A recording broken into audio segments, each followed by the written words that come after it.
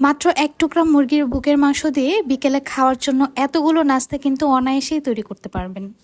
আসসালামু আলাইকুম এভরিওয়ান। আজকে আমি আপনাদেরকে তৈরি করে দেখাবো চিকেন মিনি স্টিক। এটা তৈরি করা খুবই সহজ এবং খুবই কম সময় লাগে এবং খেতে অসাধারণ। নাস্তাটি তৈরি করার জন্য এক পিস মুরগির বুকের মাংস নিয়েছি। মুরগির বুকের মাংসটাকে কিউব করে কেটে নিয়েছি। এর মধ্যে সামান্য পরিমাণে লবণ অ্যাড করছি। দিয়ে দিচ্ছি হাফ চা চামচ পরিমাণ মরিচ গুঁড়ো এবং হাফ চা চামচের একটু কম হবে সাদা গোলমরিচ গুঁড়ো। এখন এখানে অ্যাড করছি হাফ চা চামচ পরিমাণ আদা রসুন বাটা। এখন এখানে দিয়ে দেব পাপরিকা পাউডার। পাপরিকা পাউডারটা হাফ চা চামচের একটু বেশি অ্যাড করেছি। এখন এখানে অ্যাড করছি ভিনেগার এক চা চামচ পরিমাণ। তার সাথে অ্যাড করব সয়া সস এক চা চামচ পরিমাণ। এখন এখানে অ্যাড করব টমেটো কেচাপ প্রায় এক চা চামচ পরিমাণ।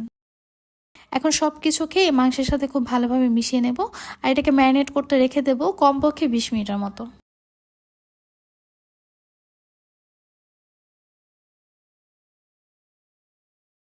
মাংসের মধ্যে একটু স্মোকি ফ্লেভারের জন্য আমি 20 মিনিট পর এখানে একটা কয়লা আগুনে পুড়িয়ে দিয়ে দিচ্ছি। আর এখন এখানে সামান্য পরিমাণে সরিষার তেল দিয়ে এখন এটাকে ঢেকে রাখবো আরও 5 মিনিটের মতো।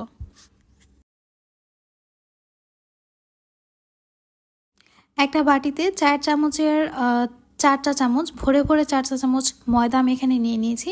আর তার সাথে অ্যাড করছি ভরে ভরে 2 চা চামচ পরিমাণ কর্নফ্লাওয়ার। অ্যাড করছি হাফ চা চামচ পরিমাণ মরিচ গুঁড়ো এবং পরিমাণ মতো লবণ। এখন সব কিছুকে একসাথে খুব ভালোভাবে মিশিয়ে অল্প অল্প করে পানি দিয়ে একটা ব্যাটার তৈরি করে নেব। ব্যাটারের ঘনত্বটা কেমন হবে সেটা পরে দেখিয়ে দিচ্ছি। অন্যদিকে আমি এখানে টুথপিকের যে কাঠিগুলো আছে না সেটা নিয়ে নিচ্ছি। এর মধ্যে প্রথমে আমি ম্যারিনেট করে রাখা মাংসটাকে দিয়ে এর মধ্যে একটা সবুজ ক্যাপসিকাম দিয়ে দিচ্ছি। আর তারপর যে পেঁয়াজটা কিউব করে কেটে রেখেছি সেটা দিয়ে দিচ্ছি। এরপর আমি আবারও আরেকটা ক্যাপসিকাম দিয়ে দিচ্ছি এবং তার উপর আরেকটা মাংসের টুকরো দিয়ে দিচ্ছি। আপনারা যেভাবে এটাকে সাজাতে চান সেভাবে এটাকে অ্যাসেম্বল করতে পারেন। স্টিকগুলো যখন তৈরি করবেন সব কিছুকে একটু চেপে দেবেন যাতে করে ভাজার সময় এটা আলাদা না হয়ে যায়। এভাবে করে আমি সবগুলো মিনি স্টিক তৈরি করে নেব।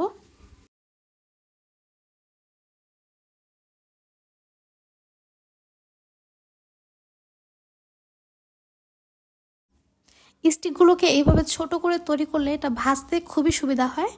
আপনারা বড় স্টিক তৈরি করলে দেখবেন সেটা কড়াইতে ভাজতে গেলে একটু অসুবিধায় পড়তে হয়। এটা আমরা যারা তৈরি করি তারাই জানি।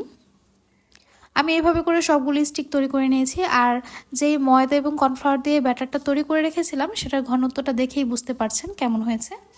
এখন সেই ময়দার ব্যাটারের মধ্যে স্টিকগুলো আমি ডিপ করে এইখানে যে ব্রেড ক্রাম্বগুলো রেখেছি সেটার মধ্যে খুব ভালোভাবে কোটিং করে নেব।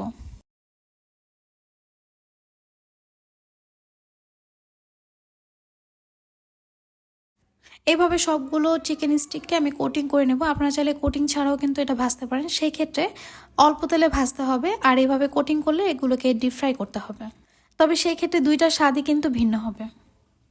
এখন আমি চিকেন স্টিকগুলোকে ভেজে নেব। এই জন্য চুলায় পরিমাণ মতো তেল দিয়ে এখন এগুলোকে তেলের মধ্যে ছেড়ে দেবো। অবশ্যই তেলটাকে হালকা গরম করে নিতে হবে। অতিরিক্ত গরম তেলে এই চিকেন স্টিকগুলো ছেড়ে দিলে এটা তাড়াতাড়ি পুড়ে যাবে উপর দিয়ে, কিন্তু ভেতর দিয়ে কিন্তু ভাজা হবে না। চুলার আঁচটা মিডিয়ামে রেখে একটু সময় নিয়ে এই চিকেন স্টিকগুলোকে ভেজে নেব। এতে করে ওপরটা খুবই ক্রিস্পি হবে এবং ভেতরটা খুবই জুসি হবে।